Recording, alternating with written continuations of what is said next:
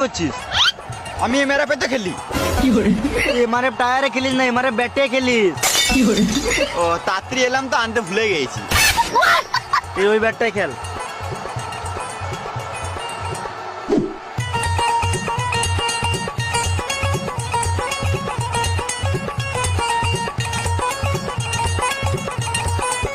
বিরাট, তুই আম্বানির কাছে কত টাকায় বিক্রি হলি?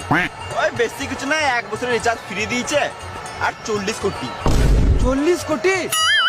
বলতো 40 কোটিতে কটা শূন্য থাকে? 40 কোটি দুটো। ইয়ে মারা, একে 400 টাকায় কিনে লিয়েছে।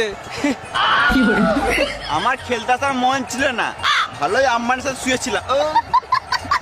অনুষ্ঠের সাথে বসেছিলাম, আম্বানি তো কল করলো, বললেই এলাম। বেশ ঠিক আছে, খেল খেল।